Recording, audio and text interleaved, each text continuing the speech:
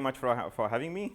It's my almost annual pilgrimage to TIFR. Our annual opportunity. Make sure it stays active. Yeah, so I'm going to tell you about, well, the title of my talk is the simplest doable problem in the conformal bootstrap. So what I mean by doable will become clear as the talk progresses. And basically, I have kept it as general as possible, so you can take me in whatever direction you want. I really don't have a concrete plan that I have to stick to. But this is work in progress.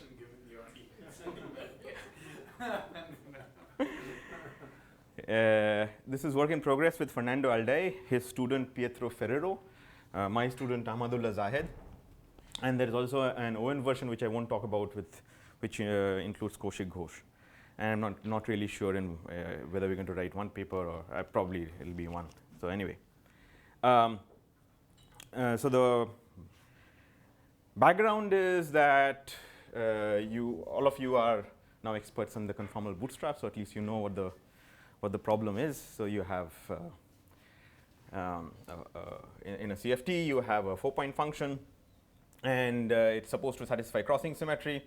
So just to make sure everybody is on the same page, suppose you have scalars, so that's what you start off with, but it does not have to be restricted to scalars.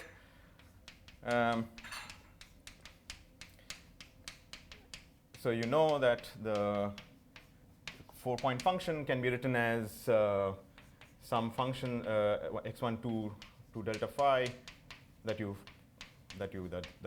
take out, and then you get a reduced correlator, which is a as a function of u and v. U and v are the standard conformal cross ratios. So everybody probably knows what these conformal cross ratios are, so I won't write them out explicitly. And this is supposed to satisfy crossing. So this is a Euclidean correlator. These are bosonic operators. So a u v in the standard formulation should satisfy this equation. And so we have to solve it. So it's not sufficient to actually just solve for this so you get constraints. You'll get some information about maybe some part of the spectrum. But when you actually say that you solve the theory, you'll have to take these operators that you learn about by trying to maybe perturbatively solve this equation and then bootstrap them as well. So you have to bootstrap all possible operators in all possible orders, and then basically you know about whatever operators appear in the OPE of any two taken at a time. And then, Sorry to ask this elementary question. yes. Any function of u and v which satisfies this condition satisfies the bootstrap? No. So very good question. So you would have thought that I can write down whatever crossing symmetric function, and that will correspond to a consistent conformal field theory, but that's not true, because that will give you some potential spectrum, and you have to take the spectrum, whatever operators appear in that spectrum, and bootstrap them. So it's not necessary when you do that, the conditions will be satisfied. Sorry, point of understanding. What do you mean you take these operators and bootstrap them? I mean, that's a complete, I mean, as long as you just function as power law singularities, as u goes to 0 and v goes to 0, or just u goes to 0 because it's crossing symmetric already, it should correspond to, I mean, it may not be unitary, because when you expand in conform blocks, the solution need not come out to be positive. I thought that's right. what I was going to say. Yeah. But if one does not care about that, then it should Well, find some limited, I mean, some conform field theory in this limited sense, right? That it's not unitary, but right. No, consistent spectrum. right. So so that's what I was implying, that you suppose you maybe it'll become clearer as I go on when I talk about generalized free field and how do we solve for generalized free fields. Yeah. But just to, I mean, so I should wait, but did I understand you right in saying that, look, then you'll get some operators in the intermediate channel. Yes. And you'll have to solve their corresponding bootstrap, and then you could take 4-point functions involving them. Right. And there has to be an answer similar Yes. for the crossing relations there. Yes. That would then constitute. Yes. All crossing equations. Yes. All crossing equations. Yes. That makes sense. I mean, Yeah, and in the sense that you I mean, just as an aside, you must have seen this, that when you try to solve it numerically, you get some. So if you just look at one correlator, you actually get an allowed region. So this is the leading scalar operator in the spectrum, and this is delta phi. And then numerically, you're supposed to get this. But then if you start considering mixed correlators, putting other operators as external operators, then these allowed regions shrink to islands. And then, so you have to take into account all. But this is with unitary impose. Yeah, unitary impose, that's right. Okay. But of course, you know that this is, in general, a very hard problem to solve. So in the standard approach, what you do is you expand this in terms of conformal blocks. So you want to write down this as the OP coefficient squared. In this particular case, it's OP coefficient squared, so which I'll denote by C delta L. And then the conformal blocks, which satisfy some quadratic Casimir differential equation. And so this is the left-hand side, and then there is a corresponding version on the right-hand side with U and V interchanged. The one way of seeing that this is non-trivial to solve is to look at special limits. So you can take the U going to 0, V going to 1 limit of these conformal blocks. This behaves like delta u to the power delta minus L by 2. So delta minus L is the twist. So u to the power twist by 2 plus m. And then there is some function of V.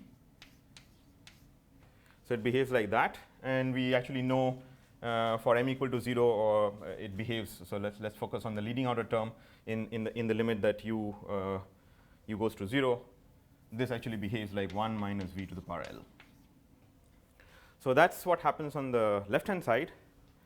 But on the right-hand side, because you've interchanged U and V, you actually, instead of getting power laws in U, you start getting log U's. So this is what happens on the left-hand side. And right-hand side, you get log U's. So obviously, here you have power laws, and here you have logs. So more specifically, you'll get U to the power delta phi log U's. And of course, you would have naively thought that I'm going to match powers, and then I'm going to extract some information, but that's not going to happen because you have different powers. You cannot do this exercise. So the next thing that you can try to see is that, oh, why did I choose to expand around U equal to 0, V equal to 1? What's so special about this? Let's choose some other random point. And of course, that will work, except the problem there is that you will get same powers on both sides, but then you won't be able to do much with it because you'll have to sum over infinite operators. All operators contribute to a specific power. So you have to be in some happy situation where at least on one side you have a finite number of operators, because otherwise you won't be able to make some progress, much progress. But essentially, the technique that I told you, that you expand around some random point, is what people do in the numerical approach. Okay. So in general, you have two quantum numbers, the scaling dimension and spin. And that also further complicates the problem. Of course, what people have done is that they have looked at this problem at various limits. So for example, you can solve it, solve for a sector of the theory in the large L limit. So this is not something that I will talk about much, but you can do some progress, large L. So this is called large spin perturbation theory, where basically your anomalous dimensions go like some inverse part of L. And so if L is large, then you can treat that as an expansion parameter. So you don't really need to have some explicit coupling in the theory. Well, while that is fine, of course you want to make, you want to learn some general lesson about cases where perhaps there's an explicit coupling, for example, in the Wilson-Fisher theory, in the epsilon expansion. Or, for example, if you have a large N expansion, like you have an effective field theory in ADS, you want to basically try and see if you can go to any order in the coupling in ADS space. And just as an aside, and this is something that I think people should know. So suppose you asked about perturbation theory. So what is the, in my opinion, this is one of the most useful perturbation theory that we have, which is the Wilson-Fisher fixed point in the epsilon expansion. So what people do there is that you want to set epsilon equal to 1 at the end of the calculation, but you pretend that epsilon is small. You do whatever you want up till 3 loops, and then you set epsilon equal to 1, throwing your hands up. So that's essentially the content of Wilson and Kogut. So the scaling dimension of the external operator there, I'll just put it down numerically, because that may be of,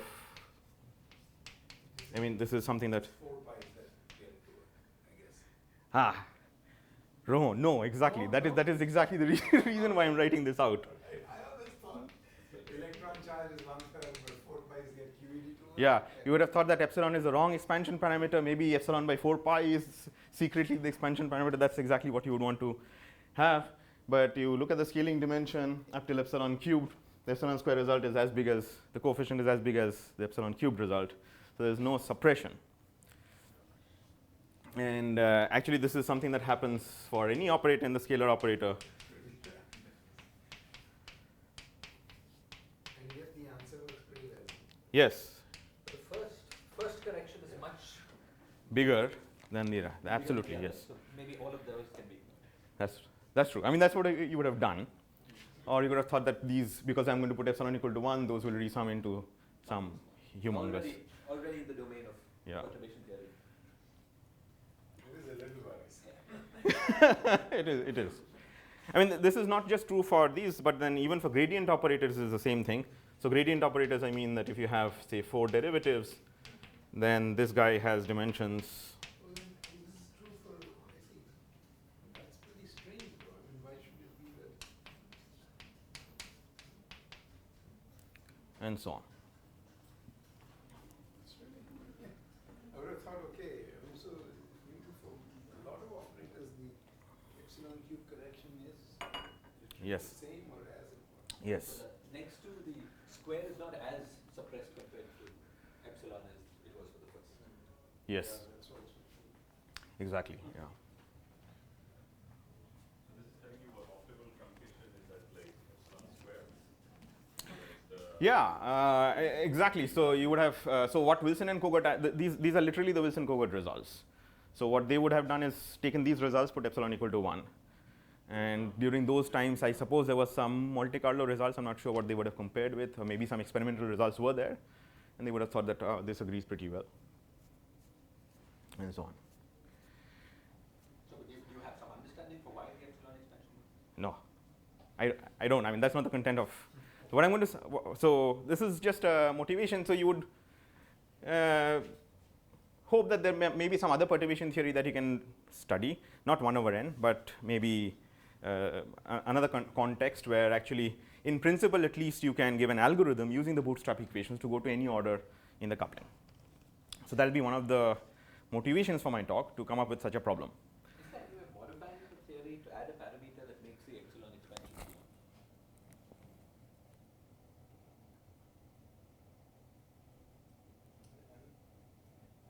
I was wondering about n, but and you would imagine that at each order in linearity there would be an epsilon. Yes. So full tensor. Yeah. I mean nothing. Yeah. Nothing comes to mind. Yeah, and it's worrying if there's no way of making it. Yeah. Making it. If you had some other parameter so that You could and say, equals well, three, then yeah. try the same argument for that parameter. Yeah. Yes. Of course you could say epsilon itself is that. So No, well, then that's not good. Yeah. I mean, you want to set. when in 3.99. Yes. If you take 3.99 seriously as a limit in which it works. Okay, that argument, anyway. So I didn't quite understand what is it that you were looking for this? We're looking for a changed model. Let's say a model with another parameter, let's call it k, such that epsilon will be replaced by epsilon by k. And then you can take k large. In this model, Yes. you can reliably argue that this Yes. expansion is good. And then you can then try to see what happens as k becomes small. Yeah. That often is a useful strategy. Yes. In this particular case, I'm not sure what to do. Yeah. Okay. But suppose you wanted to solve this using bootstrap. So here the results that I've quoted, Wilson and Kogut had solved using perturbation theory, Feynman perturbation theory. Of course, what we know now is that we can actually get exactly the same answers, but using bootstrap. So this is what we developed together with Rajesh Gopakumar, Sarji, and some of my students, Kallol Sen, who was there, I believe, a few days back, and then Apratim Kaviraj.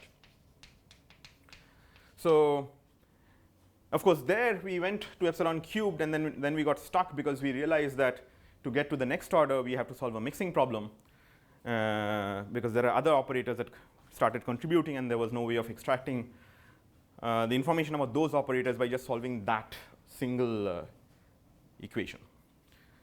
Okay, so what we did was we started off with this, we imposed consistency conditions, we reached here, and then at epsilon to the 4 we got stuck. Yes. If you do last week perturbation in two-dimensional rational conformal field series. Two-dimensional rational conformal field series. Okay. But take the global part. Okay. Do this thing or whatever is done here. Then this spectrum, this large spectrum spectrum, will with this anomalous dimension correction should sum up to something nice, like something that are already present in the spectrum, right? Okay. And is there anything generic about how this large spin part?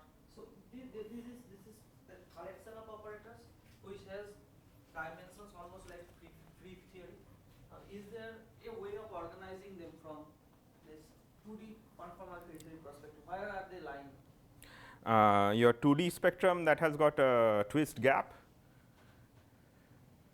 I mean, one of the reasons why large spin perturbation theory typically does not work in 2D is because there is no twist gap. So, What is this twist gap? so the identity operator and the leading operator, they are separated. Yes. So usually in 2 dimensions, at least for Ising model, for example, they're not separated. It's the twist of the twist is the same. It's zero. So this series, the perturbation series actually twist. Yeah. So large spin perturbation theory, it requires some minimal twist operator in the spectrum. In large spin perturbation theory, Yeah. the anomalous dimensions is the sum. You have all the corrections. Yeah. If you resum, yeah. So if you resum, then I think what you're saying might work. So because here actually it's not 1 over L, but actually it is something like the conformal spin. This L is actually secretly delta plus L. So then maybe what you're saying might work. But then tau m still is many operators, right? Yeah. So stress tensor has identity has twist 0, stress tensor has twist 0, the whole bunch of operators which have twist 0. Yeah. Yeah, I wouldn't know. I don't think anybody has tried solving these equations systematically in the 1 over L expansion in d equal to 2, as far as I know. You're saying any given Virasoro primary, which is made up of an infinite number of SL2R primaries, all have some operators of the same twist. Yes. So So you have to sum over all those. Yeah. So somehow you would have to deal with the whole Virasoro law. Yes. So the global conformal blocks wouldn't be the right way of, or most efficient way of setting it up. Okay, but one of the motivations, one of the many motivations that you could have is that is there some version where we can study perturbation theory? So there is some. We'll pretend that there is some small coupling, but these equations, in principle, at least we can go to any order. So Feynman diagrams give us at least an algorithm. So maybe it's not feasible to go to any arbitrary order in the loops, but at least it gives us an algorithm to go to any arbitrary order in the loops. Now, why you would want to do that, it's not very clear, but then you do what you can. So the state of the art, for example, just for those of you who have not followed this, is up to 6 loops, and 6 loops was done only last year. By standard Feynman diagrams. By standard Feynman diagrams, yes. Only for that operator? No, so the Feynman diagram results exist only for these two, not for these. So here the state of the art is epsilon to the 4. So I should say that there is a way of an extra ingredient that you can put in addition to the bootstrap conditions, which enables you to get this epsilon to the 4 as well. But I won't go into that. It's called pure transcendentality. So it's some black magic that Alday loves to play. So, but I don't know how it originates, I won't say. You Yes. folks couldn't go beyond epsilon cube in that paper because I'm Mixing. But in principle, you can listen. Yes, by considering other correlators, in principle, we could do that. There is of course another problem that we have to take into account is in our basis we have to add contact terms, so that is something that you also have to take into account. These contact terms never bothered us up till epsilon cube. But at some point, you're going to have to diagonalize an infinite cross infinite. Yes. At some finite. Yes. Yes. Absolutely. Yes. And that's qualitative jump. Yes. Sorry, just repeat because Vera 0 primary. No, not Virasura. This is 3 lines. Because of mixing, many operators are going to start At some mixing point them. You just get all the operators Yeah. to come. And Right, they were sort of lucky at one. Yes. For some small number of operators. Yes. Why infinite? But there are many operators of, but you know, operators of very much higher anomalous dimension, their mixing should be small in some sense, right? The mixing, You should be able to yeah, the mixing will be small, but the number of operators that mix will be large. You'll have to do some level truncation. But I mean, they were able to, without doing anything, they got a finite problem, right? Yeah. In the orders and so. Which, why should you ever get finite? Right. Some lucky. Yes. in RG also, usually when you do it in perturbation theory, in a field theory, you don't get infinite mixing. Because phi goes to phi square, etc. I mean, it's always order by order. But let's think of the structure of the conformal bootstrap. You've got C0, 0, and then everything that can run in the middle. So on both sides, you've got an infinite number of things. Now then you may want to make some further approximation. Yeah. There are lots of operators with the same twist. So for example, if you are summing over all these operators, at some level, so this also has the OP coefficient in front, and you have lots of operators with same leading twists. So at some order in perturbation theory, all those operators you have to sum over. So there's a, For instance, if you Yeah. ask something about double traces, I mean, in a Yeah. related kind of context, there's an infinite number of, let's say in a 1 over n kind of thing. Let's say you do single traces, at any given order in 1 over n, you will only sum over a finite number of traces. Okay? But let's say you fix double traces, there's an infinite number of double trace operators. yes, That kind of thing is going to take you. yes. So to leading order, we can, yeah. Is that clear? Is the problem clear, or otherwise we can just go over an example? I think I understand it. Yeah. Sort of understand, not as well, but yeah, don't slow down. Yeah, right. It's okay. No, I'm happy to slow down. No, don't worry.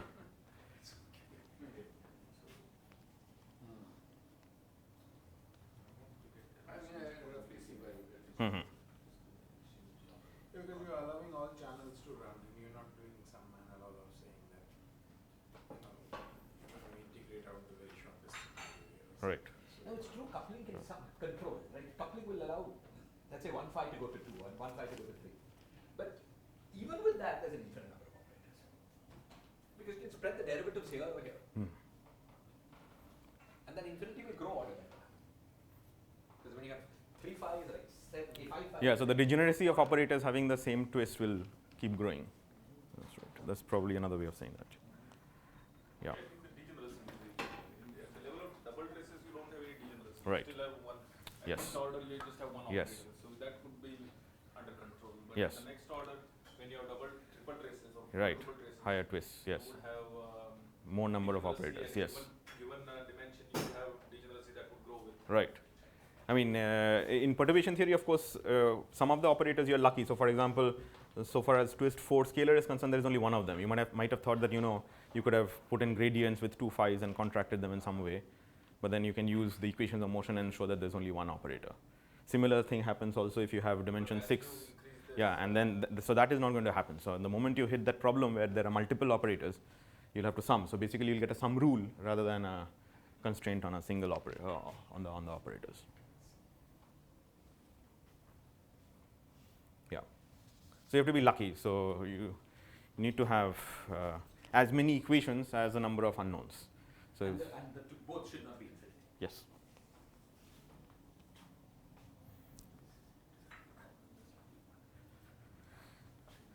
Okay. So motivated by this, so can we actually consider a version of the bootstrap where, in principle at least, we don't have to deal with this mixing problem and go to some arbitrary order. I will talk about the d equal to 1 bootstrap.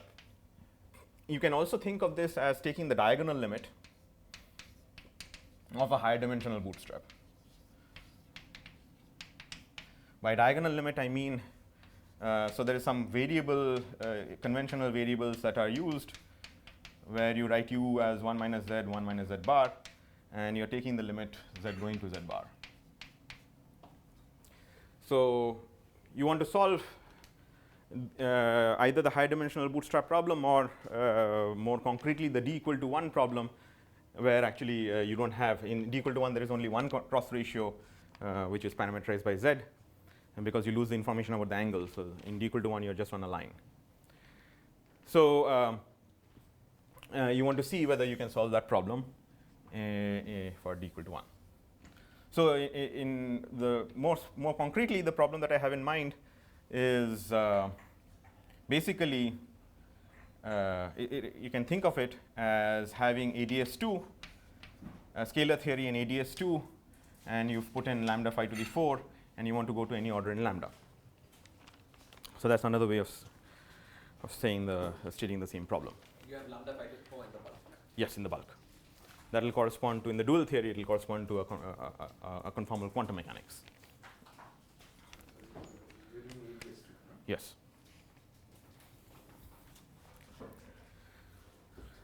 So again, to be so that I don't lose anybody, you can also think of this as perturbing away from what is called the generalized free field, or GFF. So this is not girlfriends forever, but generalized free fields. But you do exact CFTs, not broken CFTs. No, exact CFT, yes. So a good place to begin learning about this is this very nice, now famous work by Heemskerk, Penedones, Polchinski, and Sully. So it's basically building on their results. So what you do there is, what is a generalized free field? Generalized free field is basically you take 4 phi's and you Wick contract, but you don't say that this is a free theory which has dimensions d minus 2 by 2, but it has got dimension delta phi. And then for this particular case, when you write down this reduced correlator which I raised, this looks very simple. This is 1 plus u by v to the power delta phi plus u to the power delta phi. So that's the leading order result. So let's call that A0. So you have some larger. Yeah, so pretend that there is some coupling which suppresses a large n, yes. So I will call that G in my language. So AUV, the total correlator, is an expansion around this free field. So this is G times A1 UV, and you can keep going. G square E2 UV and so on. Well, that's not lambda. G is related to some lambda, okay, G. Yeah. But in principle, it could be different, right? That is, you could have a non-trivial interacting theory, but parameter like large n can suppress Yes. to generalized free field, so that the anomalous dimensions can be very different from the lambda. Yeah. But you will still get a factorization. Yeah. No, but G is G in the bulk. Oh, G in the bulk. Yeah. It's not inside mono. Oh, I see. Yeah. I missed that part. Oh. Yeah. So this is ADS2, Oh, I just see. scalar theory in ADS2. Sorry. So how do we go about solving this? Or what are the obstructions in solving this? So in order to do this, let's try and review.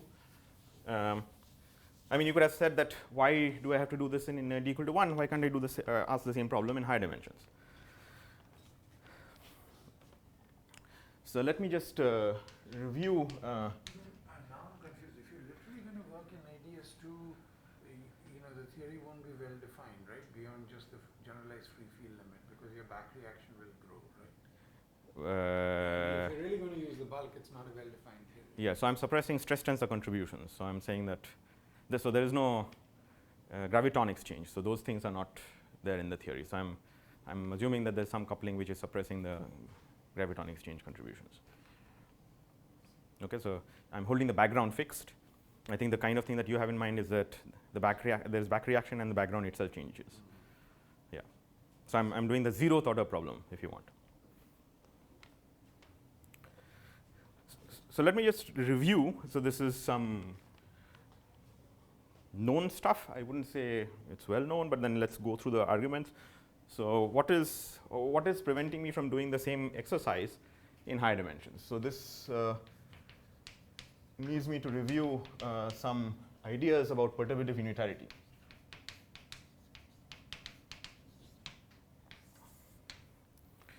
So the rough statement about perturbative unitarity is that, of course, when I try to deform this theory by adding this, so this is some kind of deformation that arises because of this coupling, the anomalous dimensions also are going to get deformed. But perturbative unitarity tells me that if I write the conformal dimensions as 2 delta phi plus 2n plus gamma, and that's it's very easy to do this exercise, that you will by just expanding this in the conformal blocks, you will realize that you will require operators which have got these dimensions. So this just follows by just from this zeroth order result. But you will also have an anomalous dimension. You're going to deform it away. The perturbative unitarity actually tells me that gamma of n has to be less than 1. It cannot be big. I mean, if this was big, then the statement is that you will try to restore perturbative unitarity by including more single trace operators in the spectrum. Okay, so yeah, so okay, so let's go over it. Let's go over the proof. So this is this was first shown in 10.007.2412. This is a paper by Fitzpatrick, Simmons, Duffin, Kaplan, and somebody else.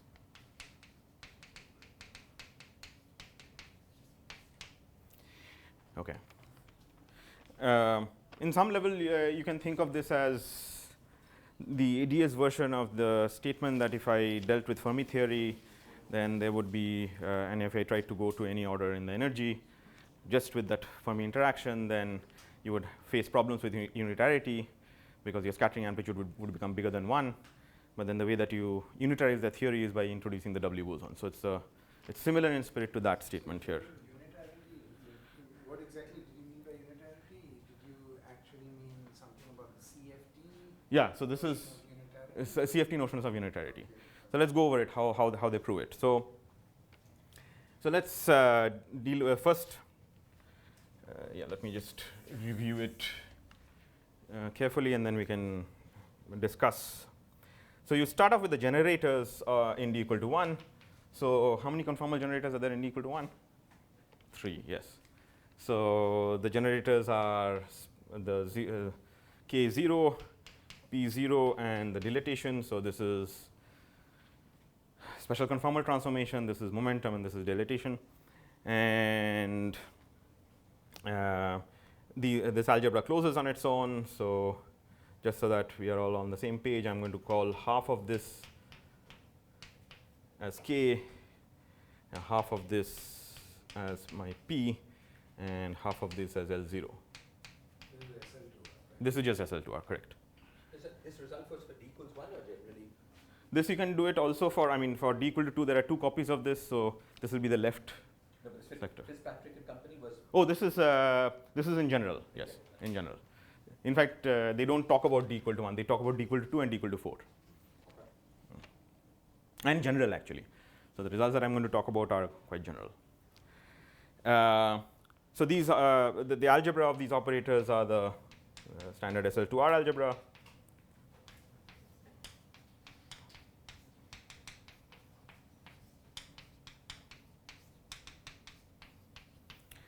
And so this is dilatation, and what you can do is you can consider a perturbed version of this algebra.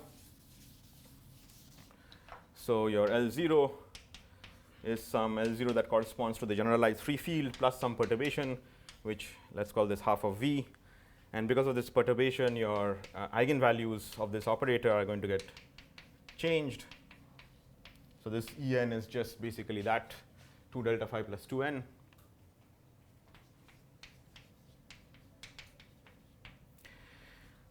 And similarly, you can consider the perturbation of the other generators. And the anomalous dimension can be computed by just using quantum mechanics.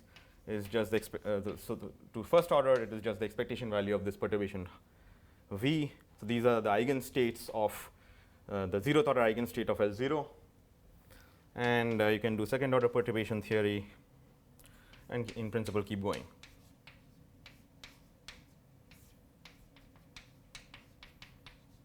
So V is an operator in the unperturbed, in the Yes. system of the unperturbed Z. Yeah, it's like phi 0 to the power 4 in this language, in the example that I have in mind. But in principle, you can replace that phi to the power 4 with gradient operators, whatever you want. And you can do the same exercise. And you're using the thing that Abhijit mentioned, that in this double trace sector there are no degeneracies. Yeah, Degeneracies. there are no degeneracies. Although, yeah, so otherwise you'd have to replace this by degenerate perturbation. This also by degenerate perturbation theory. Yeah, that's right. Okay. So what do we do after this?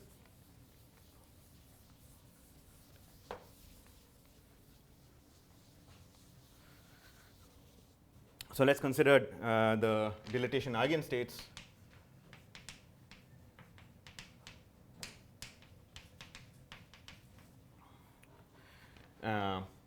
So let's call them A. So in this deformed theory, they will obviously change. They will change like this. So there will be some transition matrix like that. And then what you do here is you write down the identity. So that's just the overlap of A times B, but then you plug this relation inside here. And what you're going to get is the condition that minus T star AB plus TBA is equal to, I'm just going through what a version of the optical theorem in the. Before that, V was known in the bulk. So in the CFT, we don't know V yet. Is it true? Yes. So V So is I'm operator. yes. So I'm going to use this machinery, and I'm going to use the bulk theory to do the calculation. V is bulk. Yeah. So first I'm going to use the bulk theory to do the calculation. Understand what predictions. So there are going to be some predictions. So for example, how the anomalous dimensions behave as your, in particular, what I'm going to do is I'm going to have predictions when n is large, when the twist is large. In principle, you could derive all those predictions from the boundary. Yeah, Just using generalized. yeah. You could do the same thing from the boundary at leading order. The more, yes. was matrix elements between A and B. Yes. So I will write down TAB explicitly in a bit. So you just plug this here, and you'll get this condition that this is this condition. And then at this level, you next set A equals to B to get a simpler condition, which is the diagonal elements of T star plus T is equal to summation of TAC square. So this is nothing but twice the real part of T, and that is equal to summation C TAC square. Just coming in this case from the fact that norm of A is 1 or whatever, after perturbation. Yeah. Right? Yeah. Okay. Yeah. So that's right.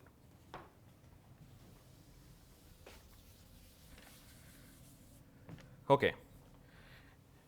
Now, we use an inequality that summation over C TAC square, this is bigger than just the real part of TAA square. And that's simple because this will have lots of terms where C is not equal to A. So those, so there will be a term that looks like TAA mod square plus positive terms. Sorry, is that equation tells you what the true eigenstate is given in terms of the eigenstate of the unperturbed problem? That's right. Yes. Why is there a normalization factor between the two? So this is the perturbed eigenstates. This is the unperturbed eigenstates. So the perturbed eigenstates will be given in terms of the unperturbed eigenstates. Up to normalization. Yes. And then you're getting all your information from normalization. So I'm a little worried. Yeah, he has done it so that I think you're using the fact that the norm of A is positive. And what is it? Yeah. Sorry. So what are you complaining about? So you're complaining about the fact that I've replaced the left-hand side with delta AB? Exactly. I'm wondering whether you've done the normalization carefully. And now if you put epsilon behind T, to Yes. order epsilon, this is clearly incorrect. Okay. But you're going to use it to order epsilon squared, right? Yes. And there I would have imagined there would be a normalization correction. TAB had all of the all No, my epsilon is a formal epsilon. Okay. Just some counting pattern. I mean, what Shiraz is saying also. You want a wave function renormalization, that is right. I mean, It's this just is in Yeah. quantum mechanical perturbation theory, the formula for the Yeah, yeah. final state. yes. Let me write it down. This by the normalization, by a normalization. Exactly. Yeah. So your in perturbation theory, your And that normalization is normally used to make sure that Yeah. this thing is correct. yeah. So perturbation theory, yeah. So that is what is going to fix for me what TAB is, I think. So this is going to be summation of m not equal to n psi m v psi n over en minus em dot dot. That was TAB, that psi psi. If you don't mind defining TAB, that would help. Yeah, so TAB, so TAA is going to be given by, is going to be half. So basically you are taking the overlap of this and then that is going to give you, so psi with psi is going to give you 1 plus something at order epsilon square, and this order epsilon square is what is going to give you TAA. I don't understand that the first equation, because the second thing is just a number. Yeah, there's an M there, psi M. Oh yeah, sorry, yes. There's a psi M there. But Yeah. Shiraz was saying at epsilon squared. Yeah, so let's take the overlap of this with itself. Yeah. So when the linear, so suppose there is a fictitious parameter epsilon. At leading order in epsilon, there will be a cross component this with this, but then this is so there's no epsilon, and then next order epsilon you will have a correction. you'll have a correction which is at order epsilon square. Even the wave function will be corrected to order epsilon squared, right? Yeah, because you'll have a wave function will also be correct, but even this part This part will be corrected. will be corrected. Now, is your TA, maybe I'm not understanding what TAB is. Is TAB just matrix element divided by energy denominator, or is it something different? So TAA is going to work out to be just this summation. When you work out the epsilon square term, it is going to be just VAC square over EA minus EC summed over C, where C is not equal to A.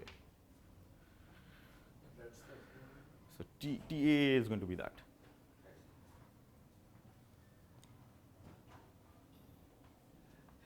I'll tell you what's confusing me, Aninda, sorry. Yes. It sounds to me like you're getting a constraint on possible perturbations you can put on a Yes. Hamiltonian. But how can you ever constrain a perturbation?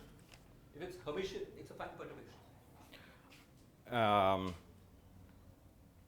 I've got a Hamiltonian. To it, I can add any other Hermitian Hamiltonian. Defines a good problem. But you've got some looks like you're constraining what you can add to quantum mechanics, which shouldn't be there.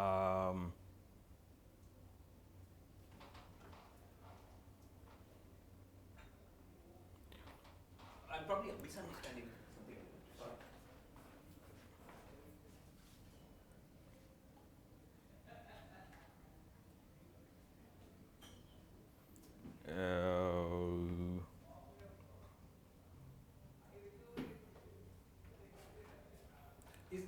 that's identically true for any Hermitian perturbation. Can we just see how, if you don't mind, since we have a bit of time, how do you exactly divide this? You use Oh, some this one. positivity of norm, right, in the end. Where? Here? Not Yeah. just positivity. No, that's no. always equal to 1. And equal to 1. That's Yeah. what I feel you must use. Yeah. But to begin with, unitarity would be. Okay. Okay. Let's put in some. Let's put in some ZA here. Okay. And then what I want to do is I want to substitute this inside here. So if I substitute this inside here, I think I'll get an extra term. Okay.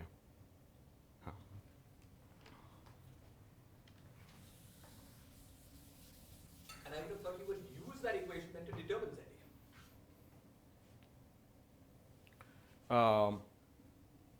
Because in perturbation theory, you determine the overall normalization by demanding that the final eigenstate be normalized. Yeah. That's right. You should get information from that being normalized. That's correct. Yeah. So this is a perturbed eigenstate. I'm demanding that it is normalized to 1. But you Yeah. may need to fix that formula to ensure. This formula. So I have to choose TAB appropriately so that it is. Yeah, that's what the part I was not understanding. I thought TAB was just determined by a perturbation Yeah. habit. Normally, Yeah. the delta AB part you might think will be fixed. You know, that is, to begin with, A equals B, but at a higher order, it could be that A is some normalization times, and that will fix it. You know, that's how it would work. So I'm also not sure. Sorry. Let's see. So I'm a bit confused. So in usual scattering theory, the statement of estimated unitarity is exactly what Aninda wrote down. Right. So what is the difference between that and this? Yeah, it's probably my misunderstanding what TAB is. I thought TAB was just a matrix element of a perturbation Hamilton. If that is the case, then I can't see how you could constrain that.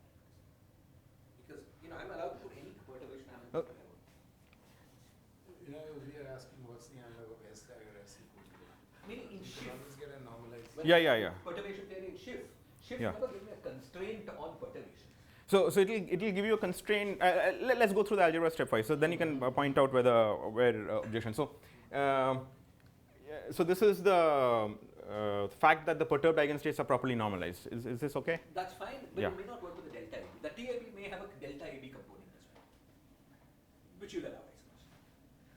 Yeah, I have not specified any TAB So what it could is so be far. a Yes. term that has a diagonal piece as well as a factor. Fine. Okay. It's fine. Then it's fine. Okay. And it's fine as long as you've not defined what TAB is. Yes. So far I've not defined TAB. So let's proceed. Yeah. So here I'm going to get C delta AC plus TAC star.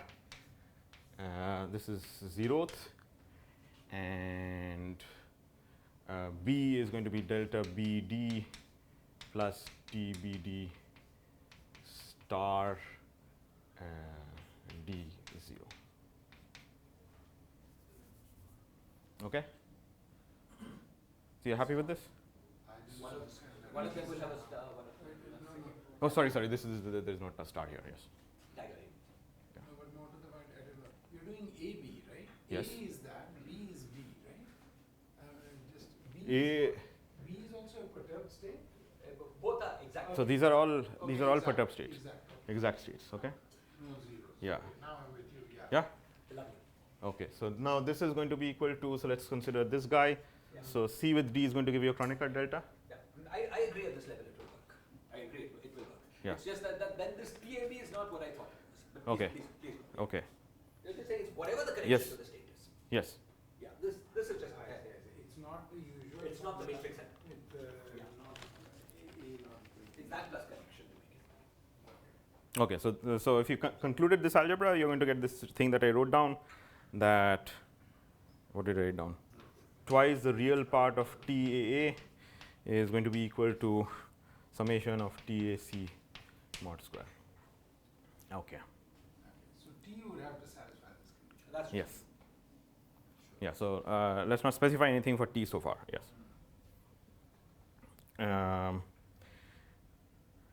Okay. Now, so now the thing that I'm going to use is this inequality, and this is just satisfied because the left-hand side you can see that. in fact, just a comment. In fact, the left-hand side is the diagonal part of this equation. Yes. Because it's summing only over diagonal. Yes. So it is the change in the delta UB, roughly speaking. Saying the delta UB part, the normalization. Left hand side is the normalization. I think if you looked up shift, you would get the same normalization. Okay.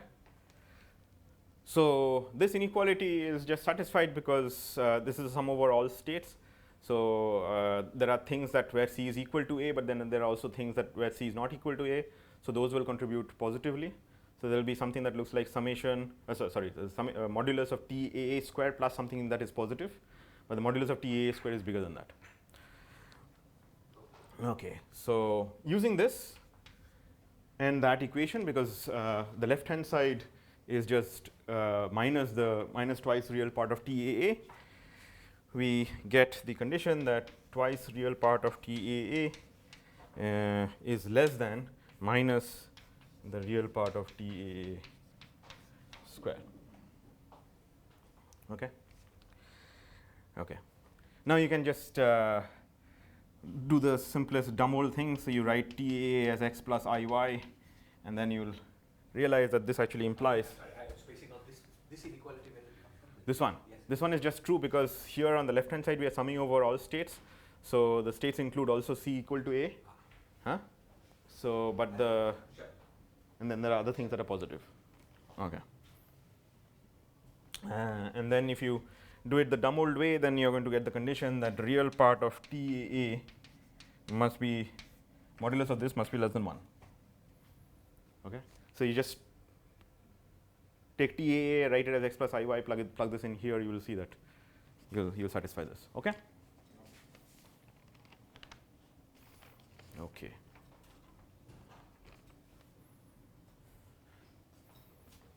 Okay. So this part of the algebra will work for any. You have never used that this is eigenstate of relator operator, D operator from there to there. Yeah. So this is so far general. It's a statement on Yeah. arbitrary transformation. Yeah, just statement. So far totally general now. Yeah. Yes.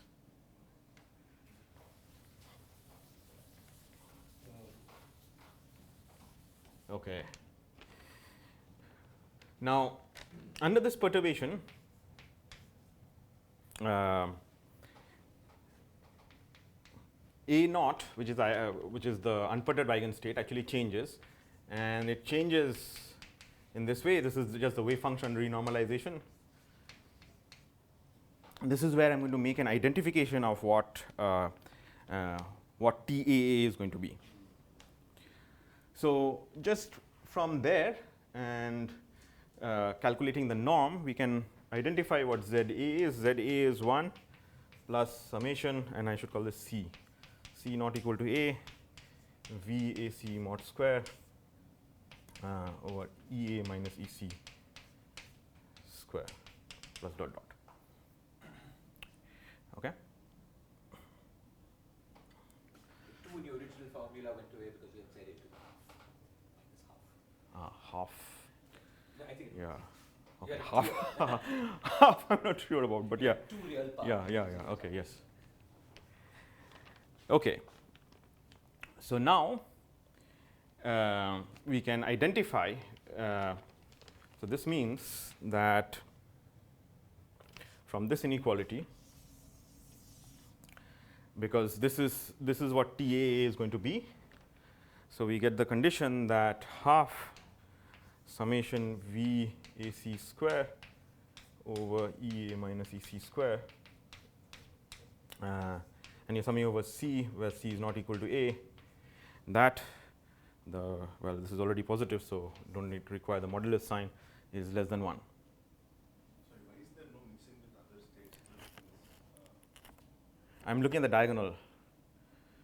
So here I'm looking at the diagonal. So I'm using this equation to actually identify what TAA is.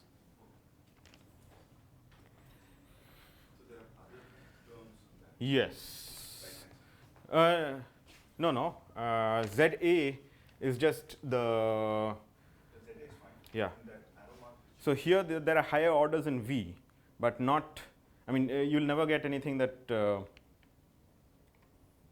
I mean, these are just numbers, yeah. The one before the equation or the line that you before that. Here, yes, there are other terms if you're not looking at the diagonal element. So it's basically I'm identifying what the change in the identity is, basically. Yeah. So what would have happened if you had another Hermitian perturbation which met? You're saying this cannot be met? So I would have thought the normalization adjusts itself. So here, of course, I'm assuming that if I'm ignoring these terms. Yeah. So these are higher order in perturbation. So here I'm specializing to perturbation That theory. is the point. That is the point. Yeah. Otherwise, there So this is is a term of order v to the 4. epsilons. Yeah. Part of your algebra was totally general. Yes. It was for t's. Yes. And then some step you replaced here- t with a perturbative. Yes. So here I'm using perturbation theory. But I mean, I'm just saying if you had, was it that you worked to order epsilon there and this is a constraint to order epsilon square? That's leading order. So this constraint to epsilon square is actually the leading order correction to TAA. If you don't mind, let's say it in Yeah. a way that Yeah. you know, you've got a vector here, and then you're calculating how much norm is on all the orthogonal states, and subtracting that from here. That I understood, that's right. Right, but now you're using linear order perturbation theory here. So of course, in that perturbation theory, it will never become very large. The subtraction will always be small. Yes. But then you just extrapolate that formula out, and then you say that this vector can at most rotate to the other end. So 1 can go to -1. So there's some maximum norm to Right. it if you remove Right. from Right. here. Right. Right. And that thing should, of course, in reality, well before you start hitting that bound, you will Have- Just get the corrections. the other corrections. So those corrections are going to become important. Yeah. Exactly. Any so- connection, Yeah. fundamental principle that restricts. So It's just- yeah. It's It's a bit artificial at this stage. yes. Absolutely. So this is just a statement that perturbation theory breaks down, and what do you have to do to restore perturbative unitarity if you want. Yeah, but those higher, you expanded psi out to order epsilon, but there's an epsilon. There are all the others, Yes. and they would automatically restore it. Yes. Yeah, so sorry. So then, I mean, what your conclusion was that this gamma, sorry, maybe but I you mean, I'm saying that the higher order corrections will make it satisfy this correction. So if this fails, then you need to get N- higher order syntagma. No. Yeah. So this is yeah. So there are two ways of restoring it. So one of them is you say that you did something illegal because you dropped all these terms. So if this is becoming as big as this number, then I should retain all the other terms. The other thing that you could do is that okay, so I still want perturbation theory to work, but I'm going to introduce a new state in the theory, which is going to actually make sure that this thing still works, because what is going to happen is that instead of this inequality, you're going to get something that is a positive number, which basically comes from the contribution from the new state. But the first possibility is, I mean, that could happen, right? That is at order n, you would have anomalous dimensions at the second coming from this next correction to be as big. That is possible, yes. So in fact, I will discuss both the possibilities. So basically here, through this, as you rightly said that this is somewhat artificial, we will just reach the conclusion that gamma n, which is basically is going to be related to when I focus on the, so suppose I take two states A, which corresponds to n, and so n in my notation is just, you remember that at 0th order there are these states in the theory. So so when I say n, this corresponds to a dilatation eigenstate with dimension this, and C, which is n plus 1. And then basically the next step in the reasoning is that, so when you plug this back in here, so that you'll get something that is n plus 1. But when n is large, then there is no real difference between Vn plus 1 and Vn. Vn comma n.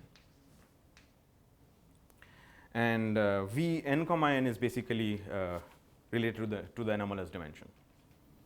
Okay. So that is why the upshot of this calculation, I can go through this if you want, is that the modulus of gamma n must be less than 1. Well, actually, I worked out the numbers. I got this. Not perturbatively in G, right? Not the first order in G perturbation. Yeah. So yes. So this is related to this, treating this. I mean, if you can neglect all the other corrections, Yes. then this would be the one, right? That's the statement, right?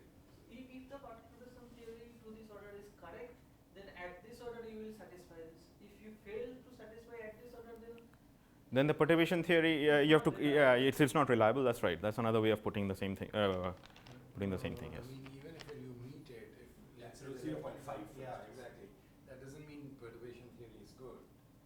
It just means that okay, you didn't violate it. Yes. yeah. At I'm least just saying, what is the correct thing? I mean, yes. If it goes wrong, then on the face you know for sure, but even if it's right. Yes, I agree. And in just ordinary quantum mechanics, Yeah. you know exactly when it's right. It's right only when the right hand side is very, very Very small. small. Yes. Yes. Because the- Yeah. Exactly. I mean, the difference between one and that is a measure of Yeah. So you have like two ways out of this. One which is you just keep higher order terms, and the other which is to introduce new states. Yes. Right? So I'm just so there's when you talk about like new physics in this kind of world, Yes. right? Then there is an argument about breakdown of perturbative unity, which has to do with the mixed scale and Yeah. So you have to introduce a new scale, and that we can see how that actually restores perturbative unitarity as well. So, on to the second topic. yes, I will go through that. In fact, in the ADS context. Okay. So this is just a way of saying. I mean, depending on what you want to say. Okay. So if you did not like this argument, you found this artificial, then you can just say that in order for perturbation theory to be valid, gamma n, the modulus of gamma n must be less than these numbers. So gamma n must be less than at least order 1. Isn't it true that in order for perturbation theory to be valid, gamma n must be small? Yes. very small. Yes. Very small. So Yeah, it but could be small. less than one. Yeah, but small. How small is small? So that I see. You say that Yes, perturbation theory could be valid if gamma n was 0.5. if yeah, I think so, because this is No, I doubt it, because it's the difference between, in perturbation theory, gamma n has to be small compared to 1, order 1, and how small you only know if you compute the next leading correct. yes. You don't know otherwise. Yeah, that is Just true. The theory a priori gives you the small. Yeah. Yeah, that is true. So basically, this is just if you want, this is just an order 1 number. Okay. So it has to be. Yeah, there's no better way of saying this. Basically, this has to be small. Okay. So now let's go and do some calculations in ADS2. And I'm going to give you a mnemonic for doing this calculation, because it works and you'll be able to. So I was wondering whether whether this condition would become less, would be more meaningful at large, little n. Is that where you Large little n, yes, absolutely. Maybe that. Yes. Yeah, Because that's the where. fractional change then looks small. Yes. So maybe, but he's got an argument that even though the fractional change looks small, gamma n cannot exceed 1. Yeah. Maybe there is where it takes us off. You mean take an operator for which, I see, n is big or N is a phi million. big. Then Yes. you might think, well, 1 is not a big. Right. But even for those operators, if I understood you right, Yes. you're going to say that. You're going to say how small is small for those larger. Yes.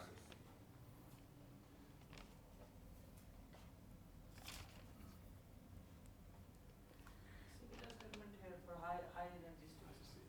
Had it been some eigenvalues, then you will say at asymptotically high eigenvalues, this could be a non-trivial equation. So if this doesn't, That makes sense. if this is not true, let's say at some point this gamma n is not true, would you say that perturbation theory breaks, or would you say that unitarity? Perturbative unitarity breaks. And we restore it somehow. By doing Somehow. You have to do something to restore it. Yeah. That's what I would say, at least that's what people say. Is that something that you would agree with? Is that if there was a problem with this and it did not satisfy, then yeah. Let's just see how you use it. Yes. Yeah. So so ADS2, and then I'm going to put in 5 to the 4. So let's write down the potential. So the potential actually looks like integral, and I'm going to do this. Okay, let's do this in d dimensions, and then I'm going to set d equal. So little d, I'm using the notation ADS d plus little d plus 1. How did your formula had a v by the energy difference? Yes. And Yeah. Okay. That's because I'm considering. So there are lots of terms in this inequality. I'm considering the term where a is n and c is n plus 1. So then the difference is, this difference is just to leading order just 2. Yes, so gamma is not vnn, it is vnn by this difference. All I was trying to say that if we try to make an analogous statement of this perturbation, then gamma Yeah, but then n cancels out. by n is large. Yeah. No. This is n and this is n plus 1. So n actually in the difference cancels out. So this difference is just 2. So if you plug that in,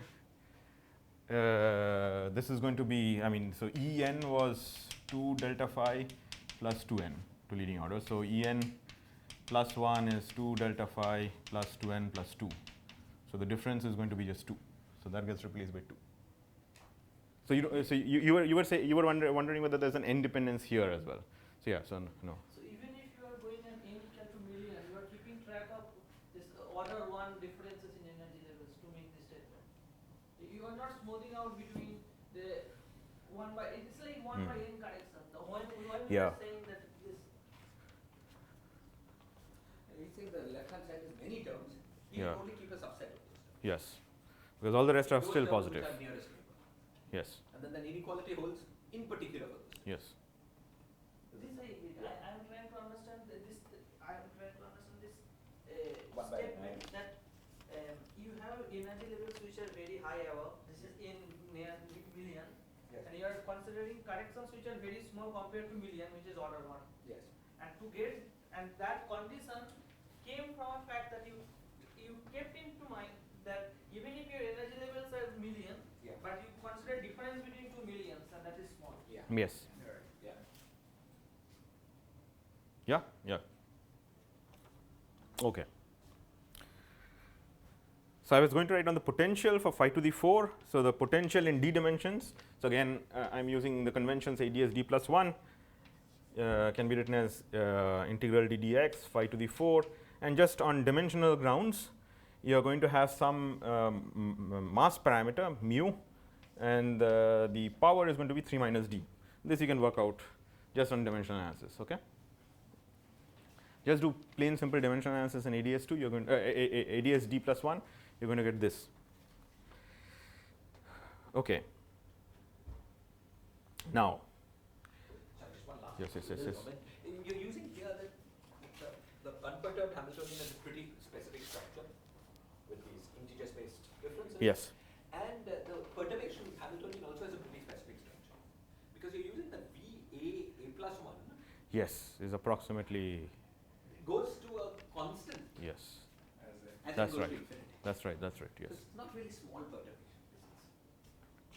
All the way in your matrix space, it's staying quite big. That's somehow being used. Yes.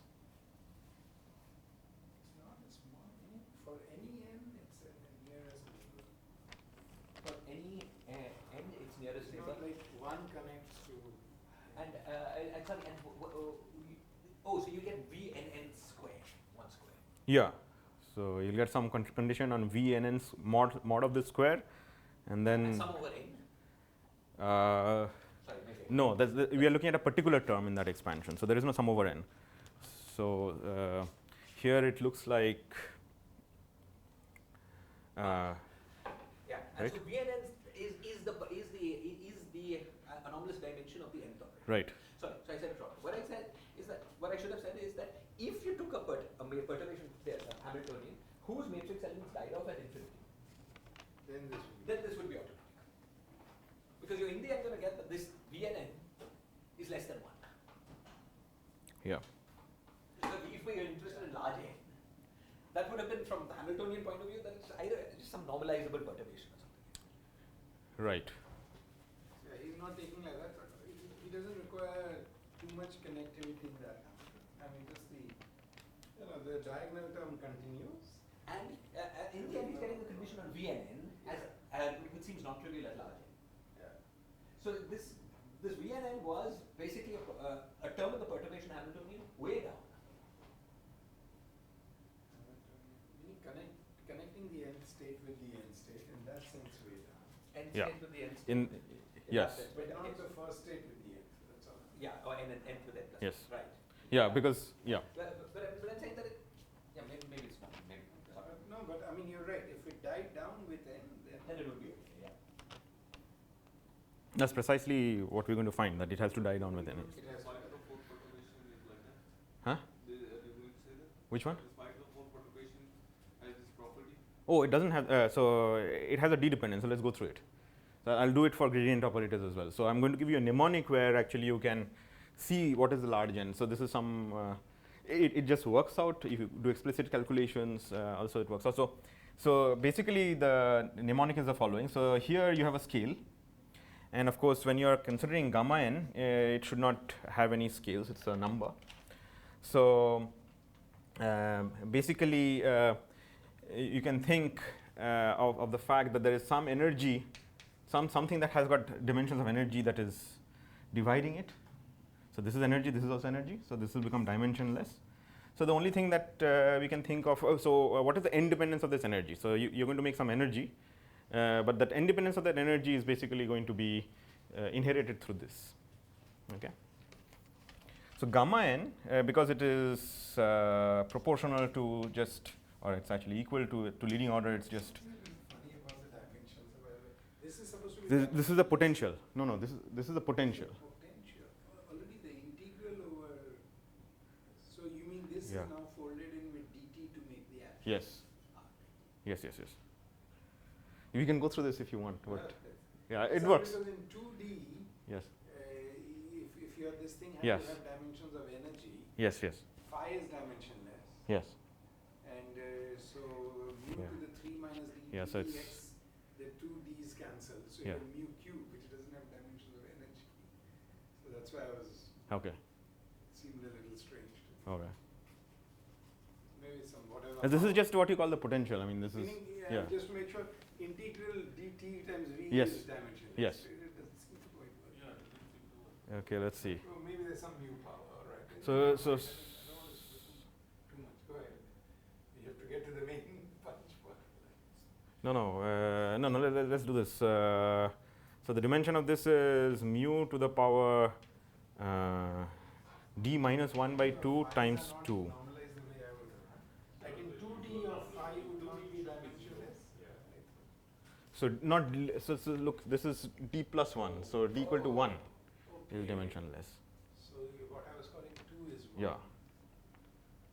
Well, can we do that? Yes. Let's do that. Okay. So this is d plus 1. Okay. Let's do this. This is d plus 1. So the dimension of this is d minus 1 by 2, and then there are 4 of them. So this is so that's the dimension of this. Okay. So that becomes 2d minus 2, and this has mu to the power minus d. So that gets rid of the 2d there, and then you get mu to the 3 minus 2, which is mu. Okay? Yeah. So this is going to be equal to in the limit in the large n limit. So this is in the large n limit where I am trying to get the n dependence. So I'm focusing on the n dependence. So there is some energy that is making this dimensionless. So I'm going to get mu by n raised to the power 3 minus d. Okay? So the anomalous dimension in the large n limit goes like this. This is a rule. You're saying this is something that No, it works out. This is a mnemonic of remembering the large n dependence, but if you do explicit calculations, this is what you're going to find. So I'm not doing the explicit calculations. This is some simple dimensional analysis argument that I'm giving you. It just works for both gradient operators as well as this. Okay. So then, what do we conclude from here?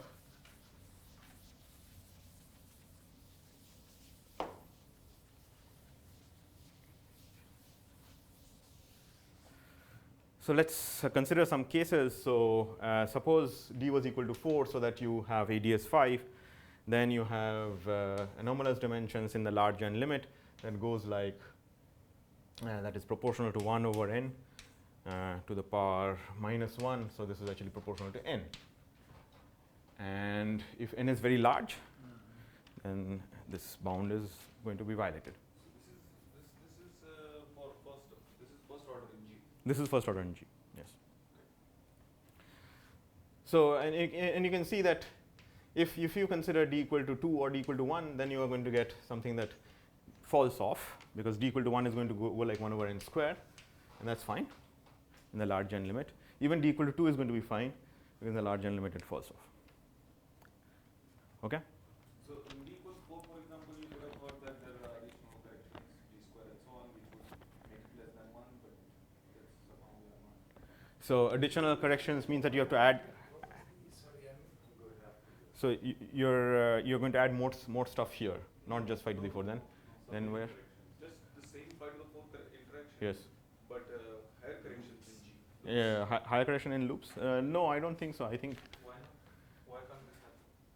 So because I know from explicit calculations that for in d equal to 4, when you go to the next order in perturbation theory, precisely because of this behavior, you get a divergence, and you have to cure the divergence. Find cancellation, you are saying. Yeah, basically when you go to, so algebraically what happens is that when you go to next order in perturbation theory, you will have to square this, and then you have to sum over all these operators. Okay, because when you go to next order in perturbation theory, so basically you can think that there is some G that is sitting in front, and then you want to go to next order in perturbation theory. So next order in perturbation theory, you have to square this, and you have to sum over all these operators. So dot terms don't help. So you Yeah. want some other Yeah. unitarization of this. Yeah. Okay. So just to understand, so your bound was on mod square E and n, or just you understood what was gamma? The gamma n is the bound was on mod of gamma n. Right. So that had to be less than 1. Yes. And So this you're is this. saying, therefore, mu over this has to be, so for d equal to 4, you get n inverse, that's what your point is. 1 over n inverse, so that's proportional to n, That would violate it. and then there would be a problem. Okay. Okay. Okay. But I can't, suppose I just had let's say, Wilson-Fisher theory, Yes. I mean, some conformal field theory with a 5 to the 4 coupling. Yes. Background ADS 4 space.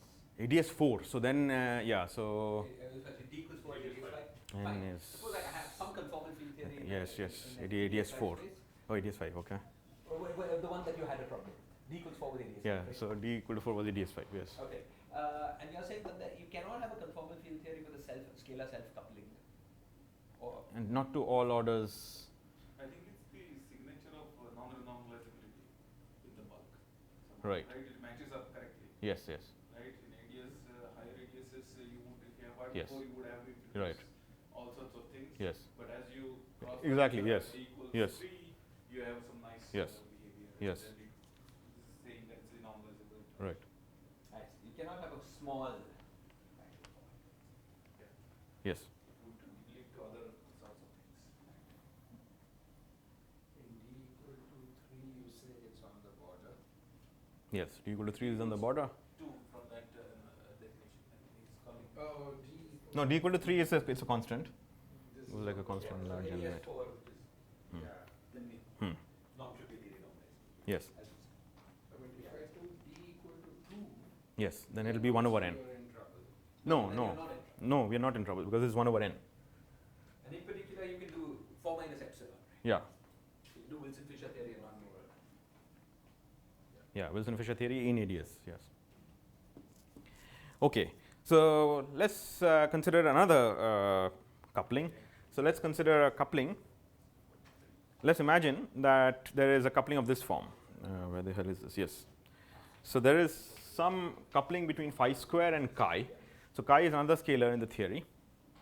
Okay. So let's imagine that this phi to the 4 interaction comes because I've integrated out some higher massive scalar. So I'm going to start by again doing the same thing. But phi square chi. So again, I can do dimension analysis. Let me just set it as an exercise. You will find that this goes like m chi square. Okay. So if you have phi square chi times coupling, then you can work out the, so that there's obviously going to be this, but so this m chi square factor was needed so that it becomes dimensionally correct.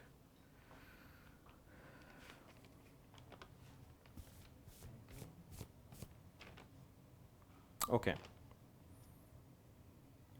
So then this again, you do the same thing that you replace. So the anomalous dimension is going to be mu over n raised to the power 5 minus d times this scale, some delta chi or something. This guy is going to be related to some extra scale in the theory. But the way you make it massless by n, right? There is a factor of. Sorry, yeah, okay, fine. Yeah. Okay. Now let's see. So now we had a problem with d equal to 4. Now if I set d equal to 4, now you see that this actually goes like 1 over n. So d equal to 4, this actually goes like 1 over n. So two fields, one is phi and one is chi. Yeah, so one is phi and one is chi. So this is some really massive scalar in the theory. M chi. Which one is massive? Chi. So chi is some new state that is there in the OP if you want. That's the unitarization. Yes. And just to use Abhijit's principle, if I set d equal to 4, the coupling constant in front of the term is 1 over mass, right? Mass to the mu to the 5 minus 4 Yeah. over mu. So that means does that mean it's in little d equal to 4, this coupling phi square chi is non-recomposable?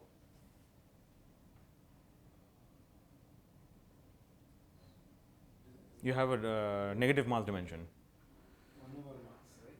Yeah, so Phi square chi is good because it's dimension 3 In 5D?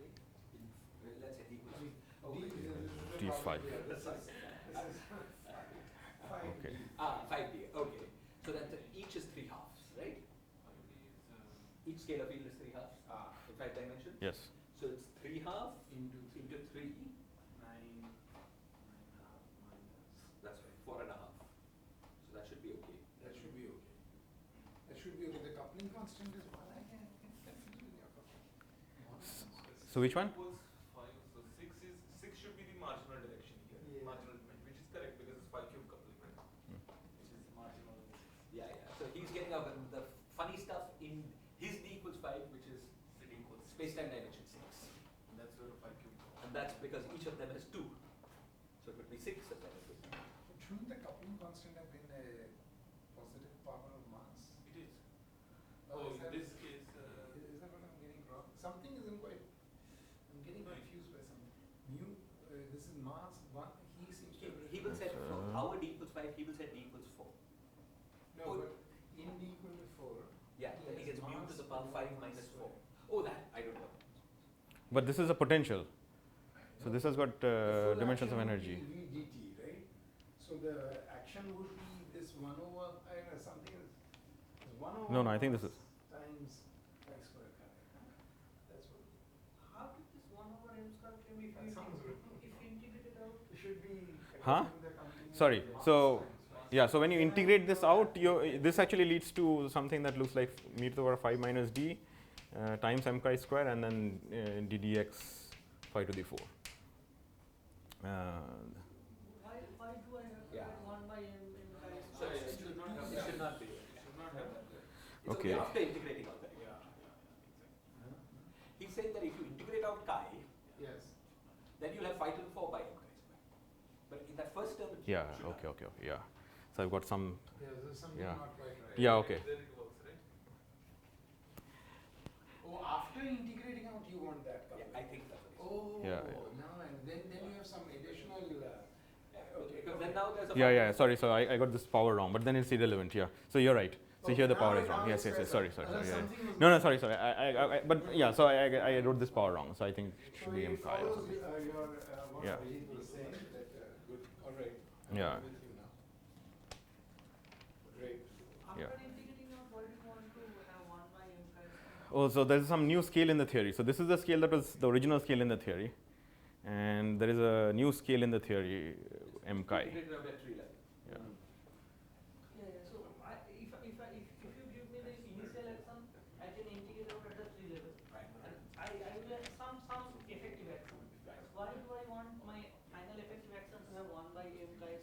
Yeah. There's a propagator element there. Yeah. Okay, what he's thinking here is there's some coefficient, and then I think this should have coefficient. This should not be there. This by 2. Oh, okay. He's just written that coefficient as, yeah, that's what it is. And now this is correct. Yeah, this is exactly correct. Okay. Okay, sorry. Okay. All right.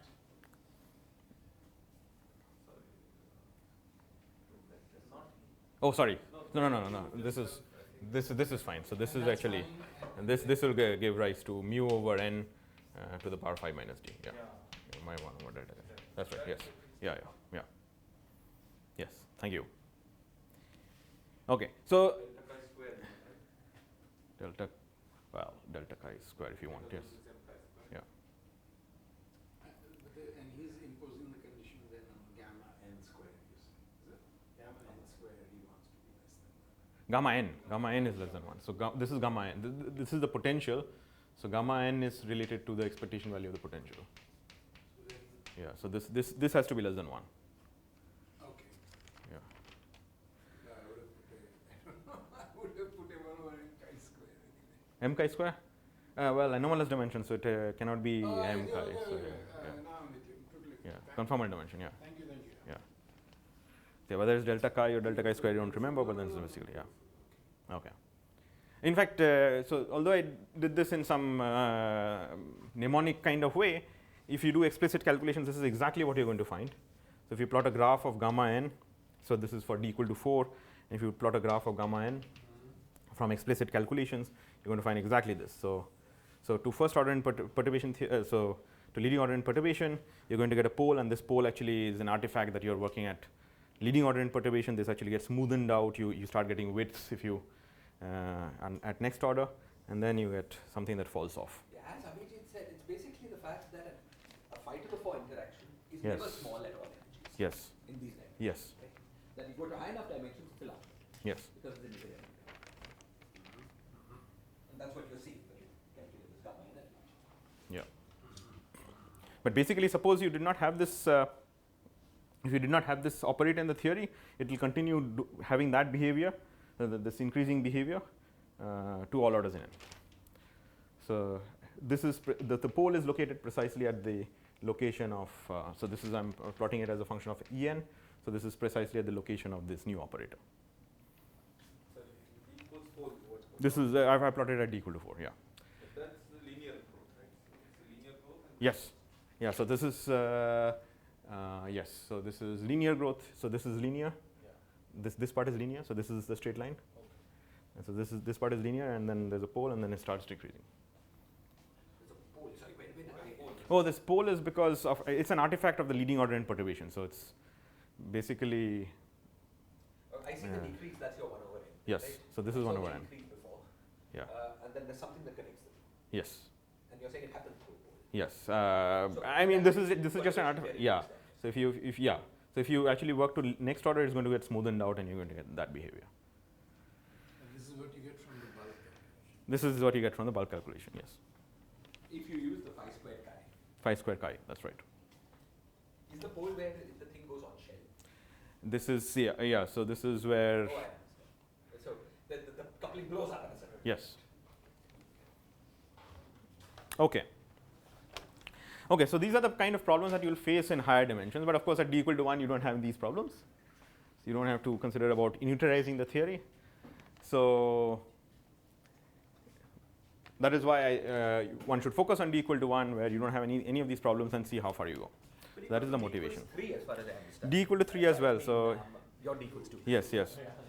Yeah, except that in d equal to 3, what is going to happen? Let me tell you the answer. So let me tell you what I had. What happens? So this is just phi to the 4. If you put in gradients, let me write down the formula for gradients. That's useful actually. Oh, you're saying gradients will anyway cause trouble. Yes, gradients will cause trouble. Yeah. You want all of them. If the gradients are Exactly. Lagrangians in the back. Yes. So if you have one of them, then you require one of them. Okay. So this. You may choose not to put any to begin with, right? Yes, you can choose that. Choose to put 5 to 4. Yes, but you could have thought that okay, maybe this unitarization I don't require to introduce this. I'll just introduce another contact term, and that is going to unitarize my theory. Another interaction. Say in d equal to 4. So in d equal to 4, suppose instead of 5 to the 4, I introduce another some gradient, say gradient to the 4, 5 to the 4. No, but Great. in d equals to 2, you may not need to do any of that. That's right. Yeah. In d equal to, that's right. That's right. Without introducing. That's right. So the point is that suppose you had a problem with this, and then you thought that okay, that's because I'm not introducing anything else, and I'm going to cure the problem by just introducing another higher So the derivative moments contact of term. this propagator, if you wish. Yes. Sorry, just if you introduce that, Yes. but that's also irrelevant, right? Yes. So you continue to have the problem. Yes. Yes. Exactly. So the point is that the only way of having any hope of unitarizing the theory through this process is to add infinite number of these kind of higher gradient contact terms. Basically, smear out the 5 to the 4. Yeah. And give me- Yeah. Just. But I mean, I don't understand the rationale. You may not Integrate choose. out chi. Suppose you are in total space-time dimension 3, Yeah. which is d equal to 2. Yes. Right? That's an interesting case. Yes. Then you don't have to. Then there is no problem. So you don't require to consider as You a. can just do this Yes. and so on, right? Yeah. So that's another case. Yes. Absolutely. So I'll tell you before I go to the reasons why I want to focus on d equal to 1. Let me just finish this discussion. So actually, what happens is that suppose you had gradient to the m, then all that happens is that this changes to minus m. And then as you can see, because of this minus sign, the more gradients you add, the worse the independence is going to become.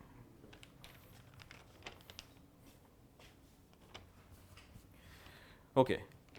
So d equal to 1, so why do I want to focus on d equal to 1? So as you rightly said that if I chose d equal to 2, then also I should be able to solve this problem. The reason is that in higher dimensions, the generalized, the spectrum of operators in the generalized free field actually has two quantum numbers. One of them is n, so this is this n that I wrote down here. This was in the discussion of d equal to 1. But there's also spin. Okay, so I'll have to deal with two quantum numbers n and l, and typically what happens is that the number of equations, I mean, you don't have enough equations, so you don't have. Basically, if you try to go to a particular order in perturbation, you'll see that some of the equations become inconsistent. So it's difficult to make progress in higher dimensions. I mean, you have to solve a mixing problem at some order, or at least. So there is something that is a technical problem in higher dimensions. I'm not saying that it cannot be done. I think it says. The first order you just have support at Yes. 0. Yes. Yeah. So at first order you can do, but I want to develop perturbation theory to any order. So at the next order, you think that mixing starts happening between all values of L, or rather than mixing, let me ask: the gamma NL starts having support over all values of L. The next order, Yes. all values. Yes. Yeah. So in particular, suppose you just add 5 to the 4, only the L equal to 0 is going to get an anomalous dimension. But at next order in the coupling, all the operators will get anomalous. Diagram will correspond to all. Yeah. All exchanges. And then you would expect this perturbative unitarity to kind of gamma NL also should decrease with L. Right. Say that again. I mean, then Gamma NL. wants to Yeah. propose perturbative unitarity, so presumably will be the condition that gamma NL. Yeah. decreases. Not just gamma n 0. Yeah. With L also. Yeah. I don't know whether that's good. But if you have conformal field theory in the bulk, Yes. Yes. So I think it should just be well defined. Maybe Technically complicated. Yeah. I think it's still a well-defined problem, but it's technically more involved. Perturbation, if you had a conformal field theory, and then, I don't know, as long as you include all gravitational effects on the No, but just suppose, Yeah. no, but suppose you just think of background ADS 3, Yeah. ADS 3, and Wilson Fisher field theory on a background ADS 3. That satisfies his criteria. He's Right. not demanding a stress tensor on the boundary. Yeah. I don't have a stress tensor. Yeah. Because we can define Wilson Fisher theory. then what is the mass? Whatever. Yeah. Yeah. Okay. So I want to focus on d equal to 1 because that's the simplest problem, and of course. Sorry.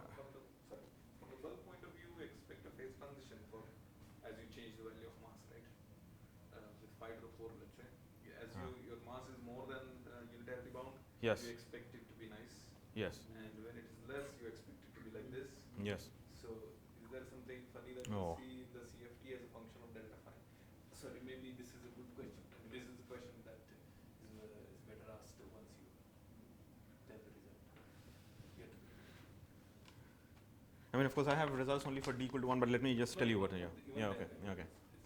So d equal to 1, I want to solve this problem for phi to the 4, but using the bootstrap equation. So not using these, and I can solve it to any order in perturbation theory using bootstrap because of various simplifications. So basically, I only have one variable z, and then so the tricks that I'm going to use are Polyakov Mellin bootstrap, which I am not going to go through, but I'm going to just straight away tell you the results. So there are, at a technical level, this is the simplest way of formulating the problem. Basically, it's the same thing that, so when I started discussing, I said that AUV should be equal to U by V to the power delta phi A V times U. And then I said that if I want to solve this equation, then one thing that I could do is I could expand around some random point and try to match powers. But that's a dumb way of doing things, and you don't do it that way. Rather, there's a cleverer way of doing this. The cleverer way of doing this is basically to integrate these against some functions, and so that this falls under what is called the functional bootstrap. So basically, what you do is you start off with the standard bootstrap equations. You come up with some functions, and this is I'm just sketching out what the details are. This is in the paper by Mazak and Paulos. They call some optimal function. Yes. So this is 1811 or something. Yeah. So you start off with the standard bootstrap equations, and you find some functionals, and then using these functionals, converts this, makes the two things, Polyakov Mellin and this equivalent. So this is actually equivalent to Polyakov Mellin, and it also actually gives a very specific contact term. So contact term gets fixed.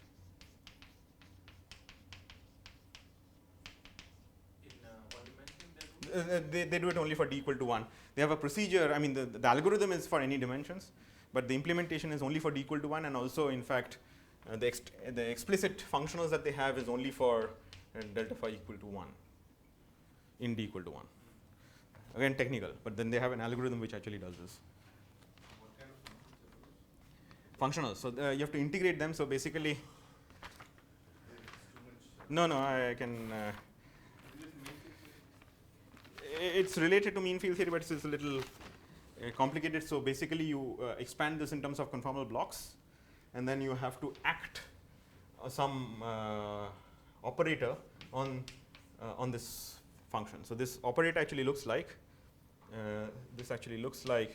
half integral half to half plus I infinity dz some function, and these are the things that you have to determine. So f of z times the function, and plus there is also sort of a real part. So f of z and g of z are what you have to determine to make this into a complete basis. So it's not sufficient. You could have started off with some random thing, but you have to make sure that it forms a complete basis, and that's what they do in the paper. Functional, what is it? Does it pick out the coefficient of a particular block? Yeah, but not any old block. Actually, what happens is that this equation I can rewrite by putting this on the left-hand side, and then basically rewriting it in terms of some function. So you put this on the left-hand side, and you expand in terms of the conformal blocks. So basically, this equation I can rewrite as something that looks like this. Some u times v, this is equal to 0. Okay, and you can read off what these f delta L's are from this equation. Okay, it's basically the difference between the standard S-channel conformal block and the T-channel cross-channel conformal block. Okay, the non-trivial thing that they demonstrate or that they claim, which enables them to do this is this f delta comma L. Each of these can be expanded in terms of these double trace blocks. So this can be written as alpha, and so alpha are some specific coefficients, alpha n. This depends on delta, but this is basically just delta n. So since they're doing it in 1 dimensions, there is no L. So they have an equation that looks like this.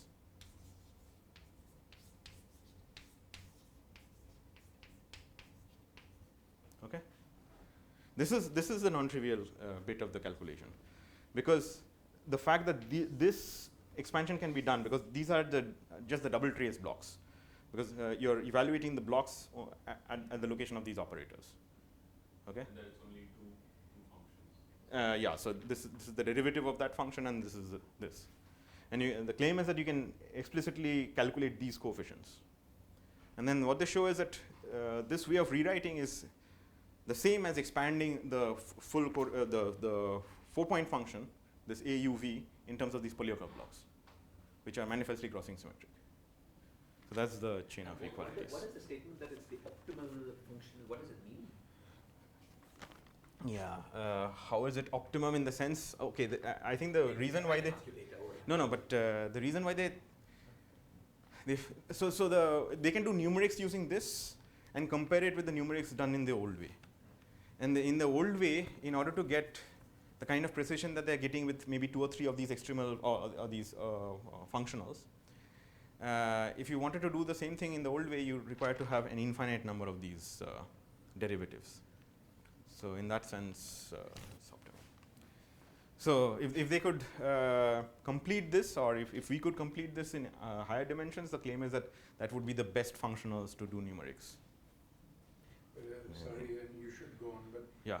if it's equivalent to Polyakov-Mellin, it's not as you just do Polyakov. You could do Polyakov-Mellin, except one of the criticisms that our approach originally had is that how do you know that this is a basis? So this is something that we weren't able to address. So what are the kind of functions that we would be able to expand? But this, now we can specify what kind of functions we can expand. Any crossing symmetric functions. So the statement is that anything that satisfies the Regge bound, one can expand using these blocks. But it wouldn't be a basis unless, It would be a basis with a. Didn't work, then it would not be a basis.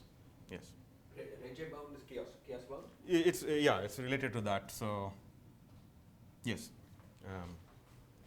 it is the chaos bound, except that there is a bit of freedom here which they actually ignore. I mean, I think one can do a little bit better than that. But the thing that they that they use is basically the chaos bound. So then it's also clear that it fixes contact. Yes. Yeah. Exactly.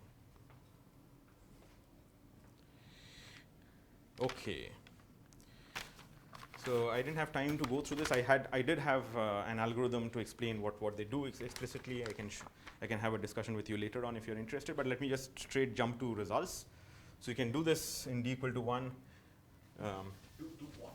Oh, so you want to solve the bootstrap equations, and you want to determine the spectrum of operators. So perturbatively. So this is gamma n. So this is 1 plus g square gamma n 2. And g cubed, gamma n 3, and so on. Basically, you can go to any order, because of course you have to work hard, but then we have results up to g cubed. And you're putting the information as lambda phi to the 4 on the bottom. Yes. Can I ask, sorry, this is going to be a very tough question. I mean, when you have this Polyakov-Mellin bootstrap, where it says essentially the basis functions that you expand in exchange diagrams and contact diagrams, why is it that the functional form of loop diagrams is something that is expandable in such things? That is kind of Yeah. It's complete. It's enough.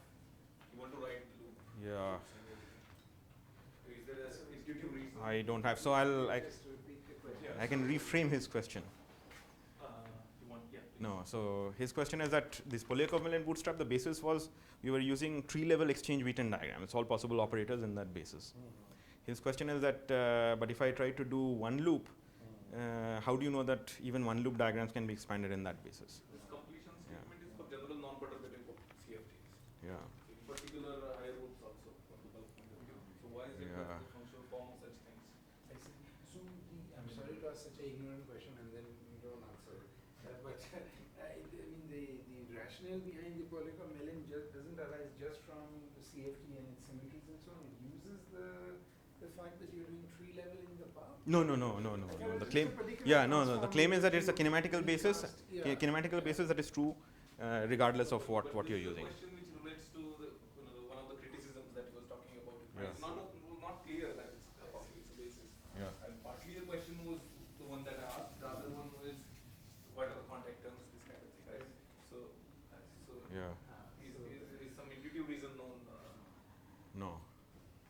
I don't know. I mean, through explicit calculations, we can check. But yeah. But suppose one were to take a loop and try to evaluate it in sort of Hamiltonian language. Then, because ADS has a mass gap, Right, there's some finite discrete a discrete set of states will run. exchange, yeah. So it looks like a set of tree diagrams.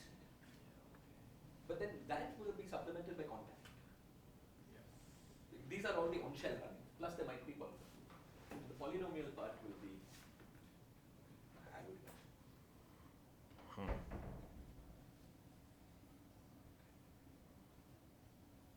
Yeah, as opposed to which will preserve meromorphicity, I suppose. Yeah, That's what you're saying, something that yes. you cannot get by cutting. Yeah. The thing that by cutting will be two particles.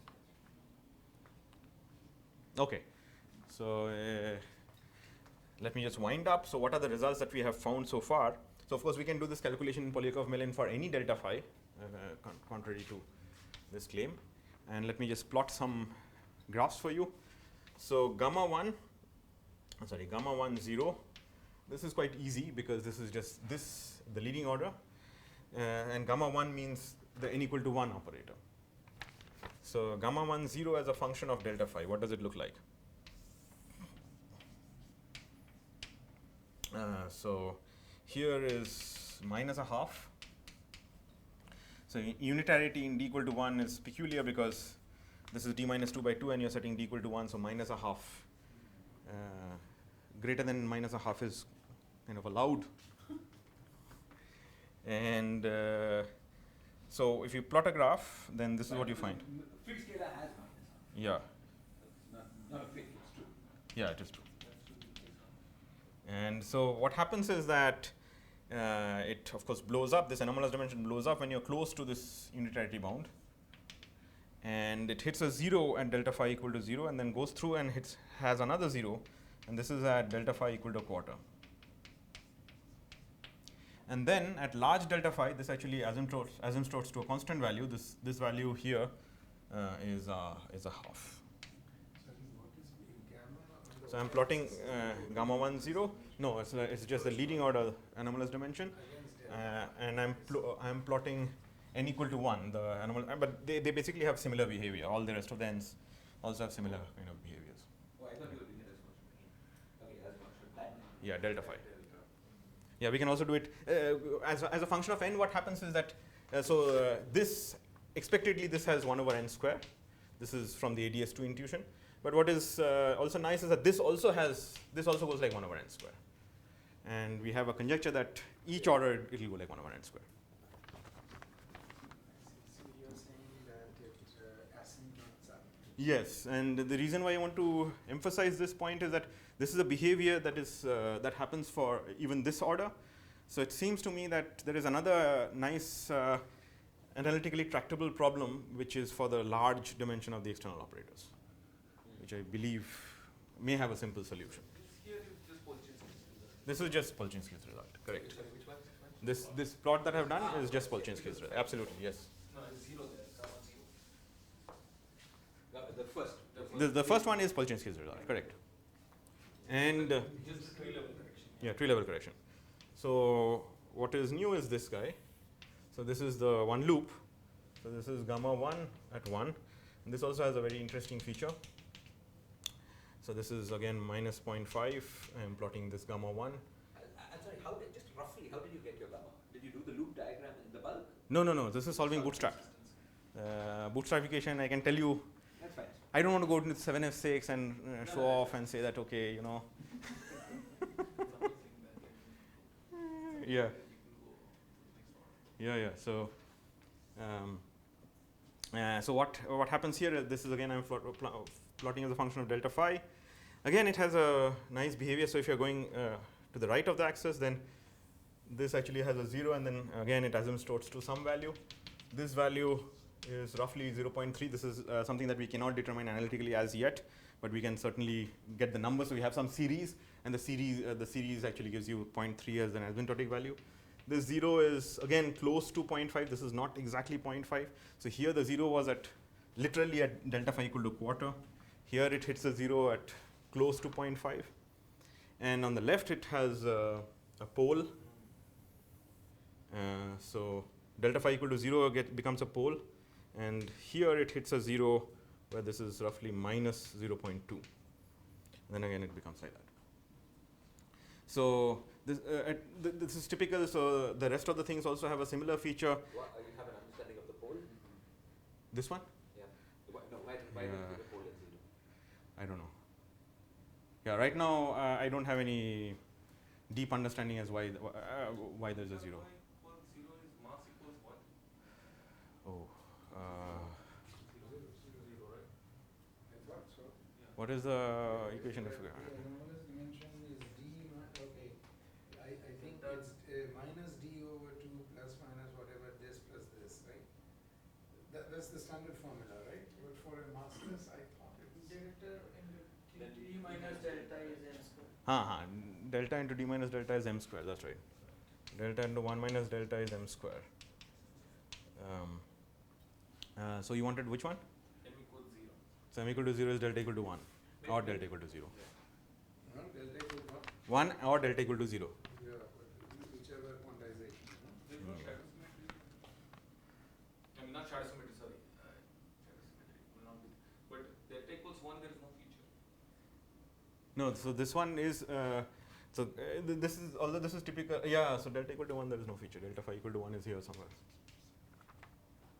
Maybe the point is that if the dimension of the operator is 0, then the dimension of the two particle state is also 0.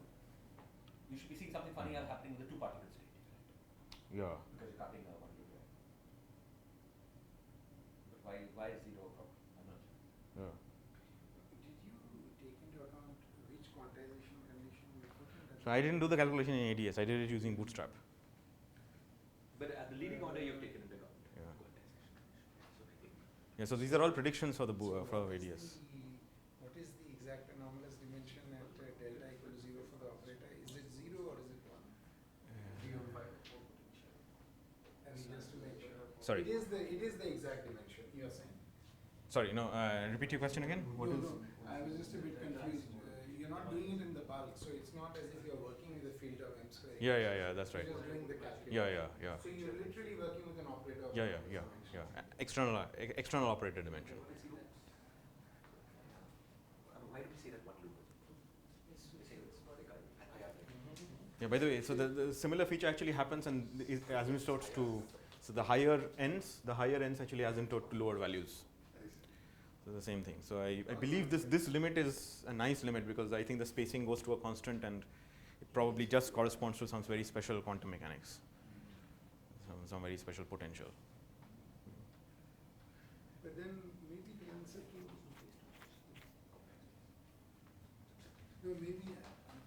maybe the answer to your question is that you have, when you cut, you get two operators of also dimension 0.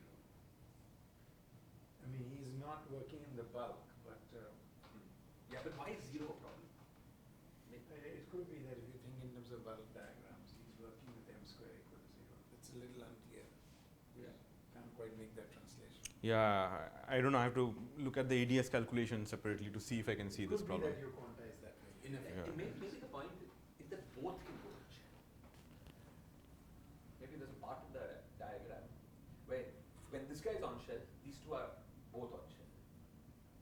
Because it's 0 and 0, 0. It's very roughly simple. No, but it might be enough just to put both particles in between on shell, right? That's typically when you get a problem. So I was saying that if the external particle is on shell, and you can put both on shell. That's when you get it. That's what I'm saying. Yeah. Yeah. So all kinds of follow-ups. This calculation is roughly in the same spirit as the people who do 1 over n loops in n equals 4 angles. No, it's quite in No. the spirit. No, I mean I'm using bootstrap. No, but they also do it using. Yeah, but they use large spin perturbation theory. You're talking about Alde or even Aroni yeah. They use large spin. I didn't yeah. realize. Yeah. So they use resummed large spin perturbation theory. Yeah. So Alde has. So I've been collaborating with Alde for a while, and of course he's a master of black magic. So he sends notebooks which are neat and very clear with no details.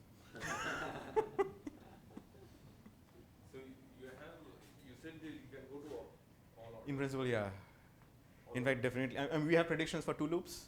So 2 loops, nobody knows how. Nobody has done the calculation on the ADS side, but that won't prevent us because there are these infinite sums that we have to do. These infinite sums, basically the sum over these n's. These infinite sums seem to converge very fast. So I just require to say if I want 1% accuracy, it seems like keeping only 5 operators in that sum is enough. At least this is what we have found at the 2 loop level. And why are there no degeneracies and diagonalization? Degeneracy in diagonalization. No, so here we are, because there is a 1-to-1 correspondence between the number of unknowns and the number of equations. So we are just assuming that we can solve these equations without any problems with just exactly 1 operator with that dimension in the spectrum. This you cannot do when you're in higher dimensions because there are, in principle, more equations than there are unknowns. Sorry, I didn't understand. Yeah. It's a, so here, these are these operators. Yeah. 2 delta phi plus 2n Yeah. plus gamma n. Right. So here I'm assuming that this 4 delta phi's also at G square order. 4 there could be 4 delta phi's as well at G square order, but the way that you see that you require these in higher dimensions, the equations tell you that you have to put in these operators. Right. The equations dictate that you have to put in these operators. Here you have you can solve all the equations, all the consistency conditions with just this. These are the operators. No, there are no 4 delta phi operators in the spectrum. But there are loops. Which You will see 4 delta phi operators. Yeah, you will see 4 delta phi operators if you consider bootstrapping this other correlator. Those are there in the spectrum of the OP of these guys. Sorry. I mean, if you just start drawing diagrams in the bulk, Yeah. 5 to 4 vertex with external states being phi, you will have a bunch of multi-particle states also. Yeah, those have dimensions. I don't know. So I think I can solve the equations with just n equal to 2 in that particular case. I don't require to put those in. At least at the level of the bootstrap equations, I can just solve. The statement that I'm making is that I can solve without adding any extra operators in the theory. Yeah, so when you take all this conformal loss, convert it into, let's say, some diagrams, Yes. then you don't see. No, at 1 loop, because we have the. So you want to do it at 2 loops. Yeah, 2 loops. Yeah. No, we don't see any operators of that kind. 2 loops, not 2 loops. 2 loops will not. You will not get it. I'm sorry, even 1 loop, 1 goes to 3 goes to 1 is what? I mean, maybe what kind of what? So you will have 2 going to. So this is 4-point function. Oh, 4-point function, right. Yeah, Thank so you. I suppose Thank you. this So one. that's great. It's clear as that. But now suppose that in one of those propagators in the middle, we break it up into into 3. Yeah, so diagrammatically you want to consider this guy, I suppose. No, yeah, just if you don't mind. Yeah. What about Different 2 loop diagram. this? Yeah, exactly. Now this cuts 4, right? So this is what I don't understand. Yeah. It happens at 3 loop though. So you have even at I think the statement that I'm making, I can consistently solve the bootstrap equations without putting them in. But I'm not saying the statement that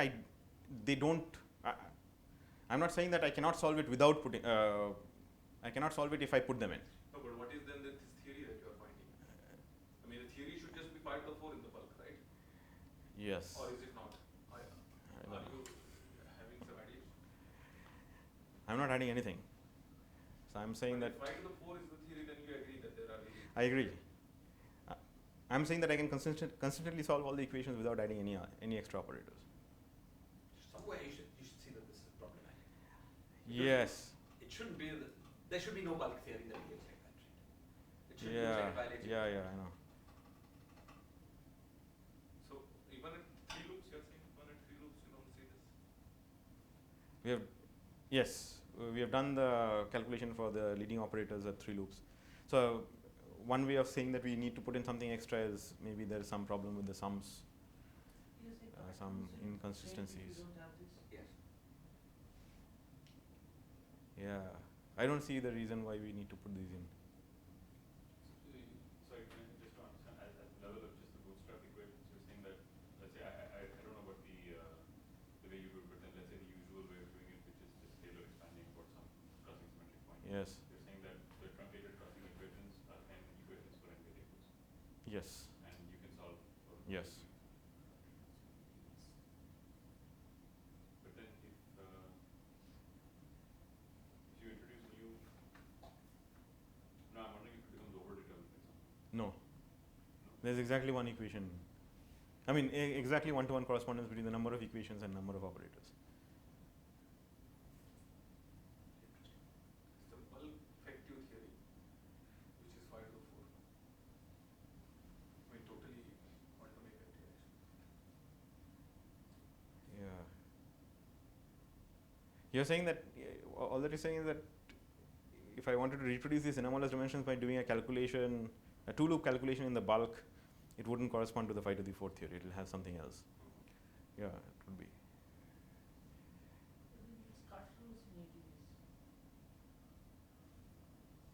Yeah, as Indraneel is saying in flat space, Hmm. you don't have the, at least for S matrices, you don't have the choice for leaving it. Yes. Because Kutkowski rules. Yes. Kutkowski rules could force those diagrams to be there because otherwise the singularities that you require for unitarity are not there. You'd imagine that something like that would work in ABS as well. But relatedly, so what is the theory? Let me understand just the bulk theory. You're taking the 5 to the 4 coupling to be small. Now, if you were looking at a bulk theory in infinite two-dimensional flat space, it's dimensionful. Mm-hmm. So it wouldn't be small always. It would flow in the IR to be big. But I presume because you've got this ADS scale, that cuts off the flow. That's the mass gap, right? That sounds reasonable. That you're in a theory with a mass gap. So at the scale of the mass gap, this coupling can be small. It stays small in the UV. It becomes smaller in the UV. So it's weakly coupled. So this is your theory. Yeah. Now. But the mass gap would be just the mass of this guy also, right? Delta phi. Mass gap could be Bigger the. than the ABS. Could be. Let me start with m equals this mass equals 0. Okay. Because I wanted to think of like something. Yeah, you can do many things. But let's start. Now, in this case, right, so then you've got a dimensionful coupling, which is this coupling in units of ADS. That could be small, and that makes the theory genuinely weakly coupled. And then this is just, perturbative quantum field theory in the bulk. Yeah. It's fine. Particular should have those. Yeah, it's defined in the UV by free theory. Yeah. Right. I mean, a calculation that we want to do is what I outlined, that if you put in these higher gradient operators, the fact that you will violate unitarity, and then somehow this there is this it gets restored because of the fact that there are additional states in the theory. Do the bootstrap equations tell us how that happens? And that's a harder question to answer. Can you reproduce this answer just by computing the one loop graph of the bulk? The one loop. Yes. Yeah. So one loop results people have done And you get the calculations same at answer. delta phi. Yes. Okay, so you've got a clean check that this is actually 5 to the 4 in the bulk. Yeah. For this order. Yeah. Okay. To which order? To this two loop? One loop order. One loop order. Yes, that's one. Okay, now what, from the point of view of the bulk, what would contribute a two loop order? Just tadpole. Tadpole on. These two diagrams, right? Ah. The one next to the other and That. the That one guy next is to there. this side. One and a tadpole correction Tadpole on one of the propagators. Yes. Okay. Fine. So that also then, given that these integrals are roughly as hard as the one loop integrals, because they effectively each one loop, that can also be done Presumably, yes. from the point of view of the bulk, and there again one should be able to. Yeah. That diagram is difficult, right? The one that you drew. That's 3 loops. That's 3 loops, yes. At 2 loops, you're doing basically No, sorry, nothing. not 3 loops. But you right. you want to calculate this guy. Yeah, okay. This is basically a product of two one loop graphs. Yeah. Similarly with that, it's a product of two one loop graphs. So there's no new calculation. You're just compounding things you've already done. So that could be sort of easily done. There's no real new information. But of course the integral will give you something different, so you should be able to compare it. From the quantum field theory point of view, the first genuinely new thing happens at 3 loops.